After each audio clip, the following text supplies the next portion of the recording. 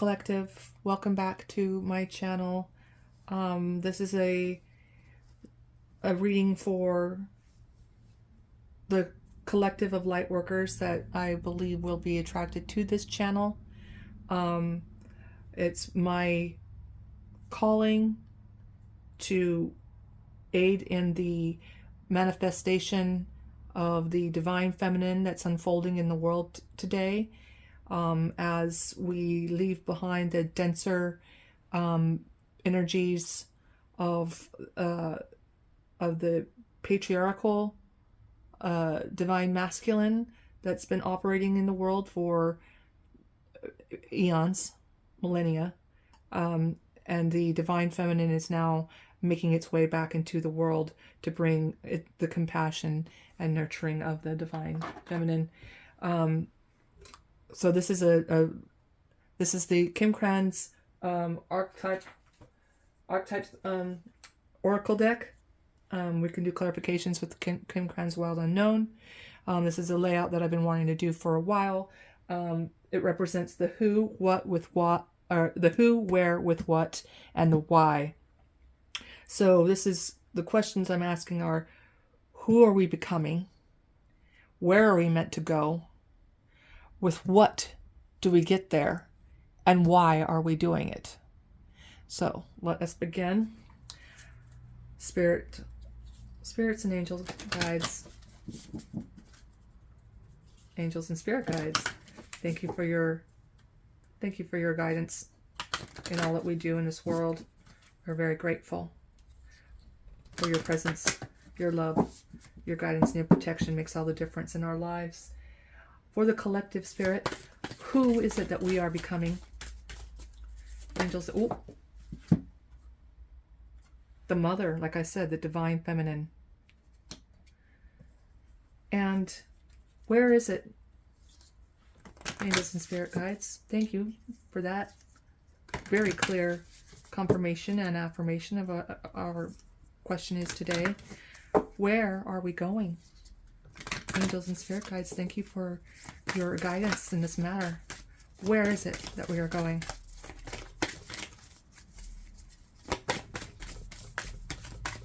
They're jumpy, but there we go. The underworld. Interesting. The cycles of death and rebirth, huh? The mother. And thank you, angels. With what? With what are we, what tool are we using? With what skills or tools are we arriving at our destination?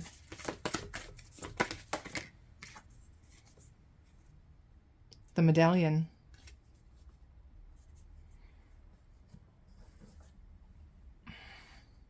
That hand is reaching out for this medallion that has a square diamond. It's on a pendant. Guys, as usual with these oracle cards, I'm not super well versed in them, and so I will have to consult the book. But that's always good because this is written by someone else, and their interpretation of their own art is important here. So now we have the why. Why are we doing this, Spirit? Thank you for your guidance in this matter. This is a very small pile. Spell right out on the underworld, and we have Eros. Another image with the diamond in the mouth. Interesting, yesterday we had a tiger with a star in its mouth. So that is the why. So who we are becoming. Number one, the mother. It's almost like saying, hey, this is the beginning. The great mother, the feminine, the source, the divine feminine unfolding into the world, y'all. I'm not making this up. This is just how it's coming out. You watched me. You heard what I said at the beginning, and you watched me do the cards. So, We begin our archetypical story with the mother's love. Through her sensual, fertile, life-giving energy, all creation takes form. Regardless of our birth story, each of our hearts beat for the first time in the warm womb of the mother, where she offered resources from her body for the building of our own. Yet her tale is not so simple, as the mother, especially on the earthly plane, contains both light and dark aspects of the feminine. With the best of intentions, the mother wraps her loving arms around her creations and begins to grip what she meant to set free. The mother both nurtures and prohibits growth. She gives yet clings. She creates yet restricts. Amid this complex energy, the mother holds the key to the eternal challenge of love. Notice how in the mother archetype is expressed in nature. This is perhaps the most balanced and benevolent form of the mother's grace. The mother is part of the trifecta maiden, mother, crone. Because of the relationship between them, take special note when these cards appear in one reading. Well, we only have the mother. When she's light, she's glowing, generative, creative, nurturing. When dark, dim, exhausted, controlling, limiting. To go deeper, read the Tao Te Ching, Chapter 1, and imagine the mother of 10,000 things. She gives, and then she clings. It's like give without the expectation of return. Nurture, but also be able to let go of that which you've nurtured, because it doesn't belong to you. You're meant to give it life and then let it go and grow. Where are we going? The underworld.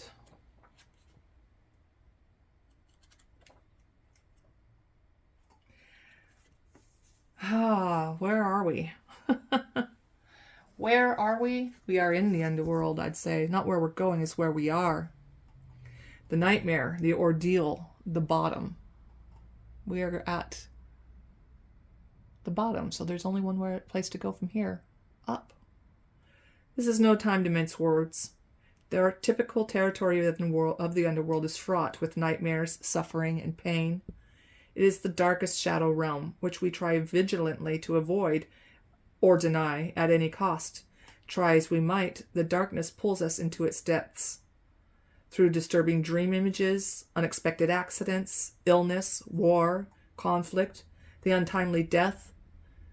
Not visiting the underworld or denying its existence altogether is what gives it dangerous power. Traversing it forces us to bow humbly to the greater forces that be, while summoning the inner strength we previously underestimated. Take solace that the underworld subsumes everyone from time to time, making us deeper friends, more intimate partners, soldiers of light amid our shadowy times. Facing darkness and choosing light is the most profound calling of all. When light, bravery, depth, facing of deepest fears. When dark, denial, suppression, evil, unconsciousness. To go deeper, read Meeting the Shadow, edited by Connie Zweig and Jeremy Abrams. One of the earliest stories on record is that of the goddess Inanna's descent. Turns out descending into the underworld is as old as time itself.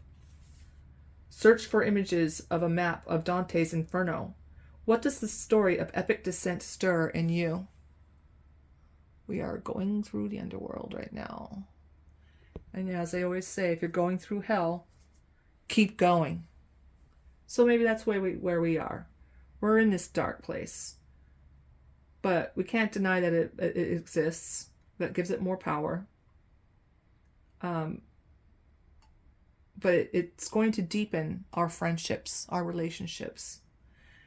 So with what? With what? The medallion.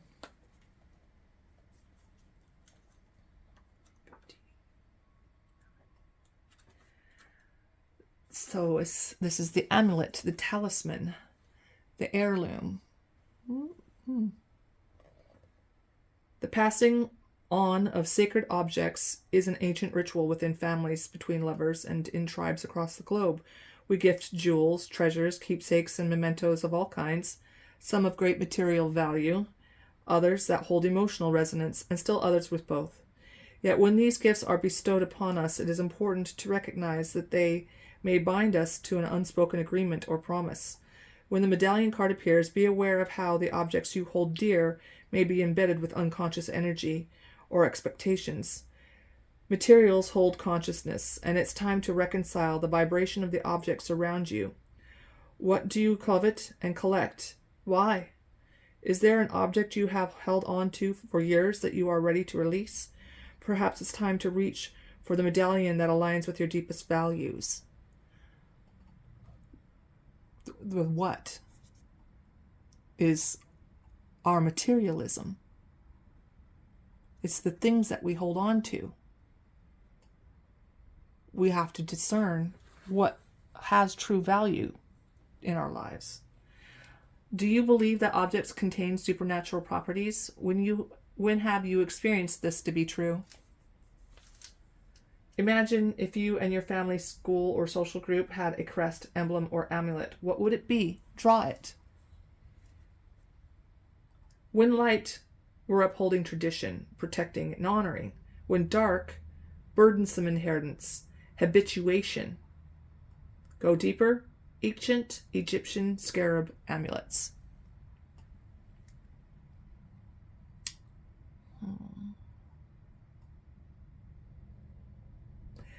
It's almost like I think it's it's something to do with our materialism, the goals of acquisition, in how we have to be more discerning about what is it that actually holds value, and what are the things that have a negative energy. Things like, not to get on my soapbox here, but things like the flesh of animals, the fast fashion that's created with slave labor and does tremendous environmental harm. Owning these objects, it does have a vibrational signature, and it can affect you as a vibrational being. So letting go of the things that, and the desire for things that have no real value, but create a negative vibrational signature, is something that we should be more aware of. And in that being the with what, the tool, it's saying, that having a full grasp on that materialism and what is important and what isn't important, what holds power and what doesn't, and what kind of power does it hold even. These are all things that we need to use our discernment for as we navigate ourselves through the where of the underworld. And so the why is Eros, which is 71. Eros, love as desire, eroticism, sensuality. Love as desire, the why. Love as desire. Through Eros can be depicted as unbridled sexuality and eroticism. A more contemplative understanding of this archetypical energy leads us to the root of desire itself, the materialism. What do we long for? Why are we awakened by love? What makes us hesitate in the face of intimacy?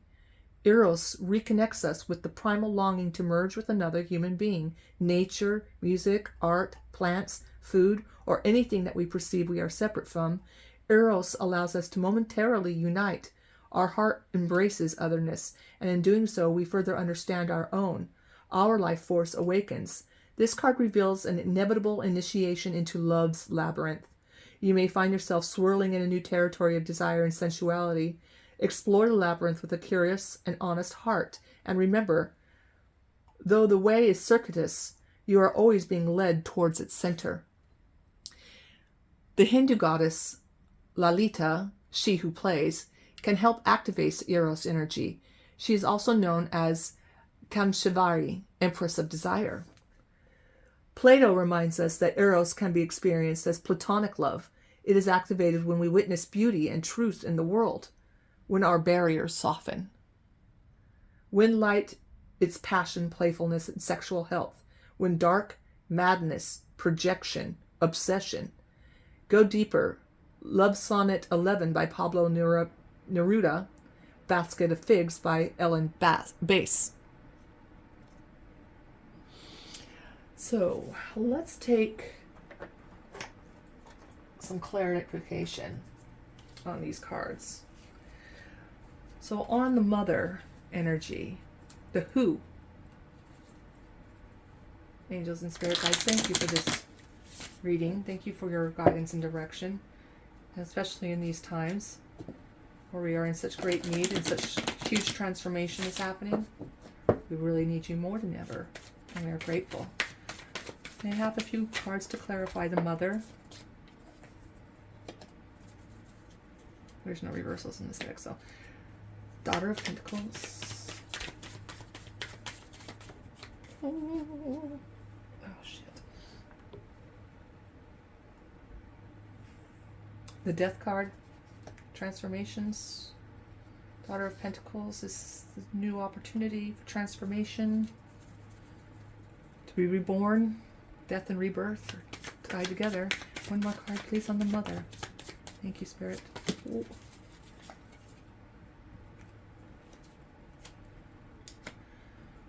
We got, we're going to take all of these.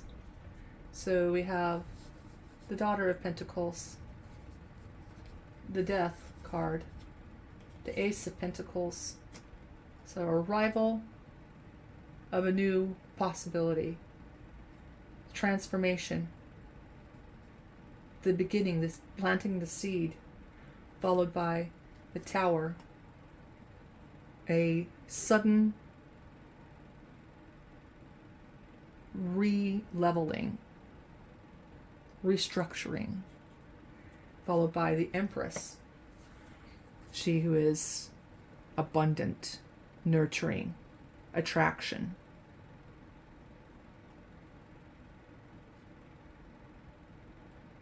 It's definitely speaking to who we are, what we're going through right now, and what we still have yet to get through in order to come out the other side of our personal transformations as individuals in humanity, of the light workers, and as everyone in the world is a spiritual being having a human experience. We are all a part of this evolution of consciousness. And so in the throes of that transformation, it doesn't go without its moments of light and dark. But ultimately, there is a new life, a new nurturing, abundant, eventually, you're sitting in the field of grass with everything you need all around you. Let's take a few on the underworld, please. The where. Oh, that's too many. A few on the underworld, please. Just further clarity on the underworld. The where.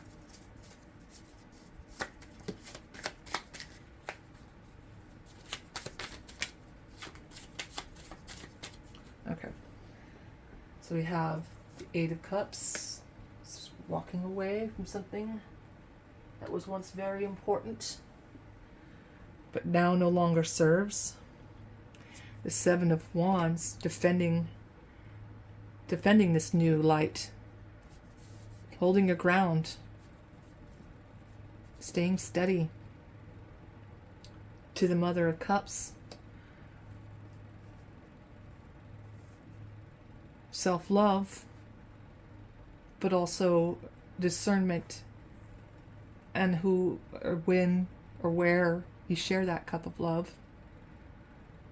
Because if you don't have the spoons, as people like to say nowadays, you can't really be effective.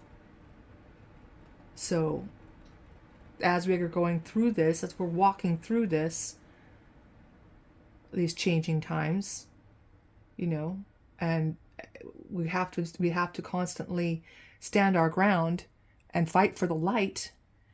Self-care is important, and that's what I feel like the message is here from Spirit on that card, is like, make sure you're actively walking away from which no longer serves. Defend the light. Don't let anybody tell you that you're going down the wrong path. And take care of yourself. Take the time for self-care so that you can give to others when it's needed. So the medallion, and this is what we were talking about, materialism. Angels and spirit guides, thank you. Please give us a few cards to clarify the medallion.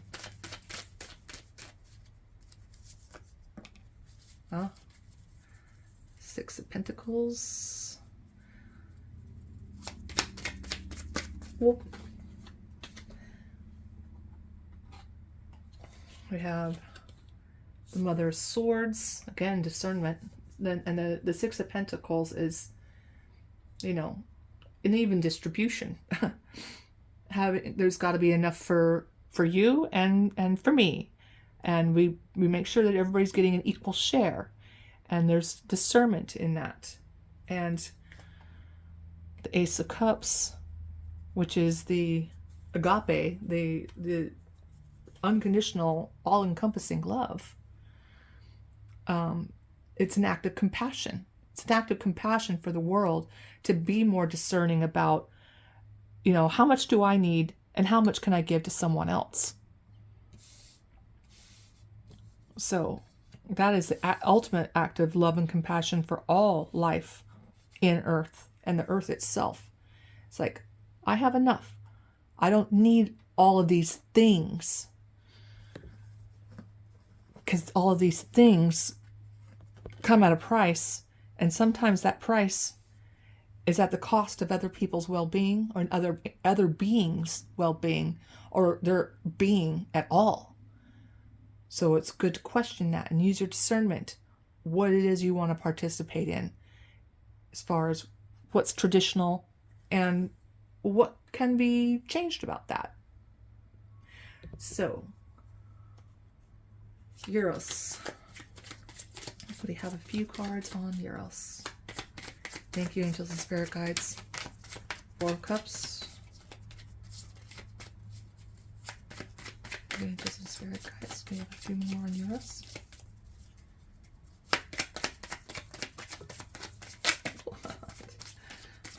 And we have one that's flipped here. Judgment.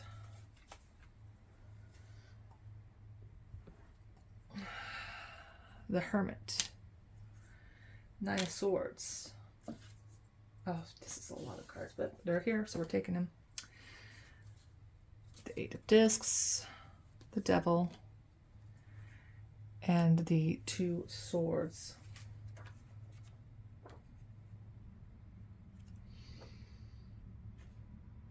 So Eros being love and desire, rise and sensuality. We have the Four of Cups, which typically is like saying, oh, this is just more of the same. I don't know.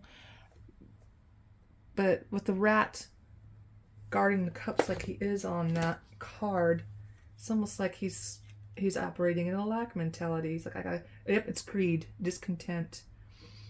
An outsider would look upon your life and see supportive relationships, pleasure, and even a bit of luxury, but you don't see it all that way. Instead, there's discontentment, apathy, and even greed for more. The Four of Cups warns not to take your situation for granted, or the people who supported you along the way. Look around you.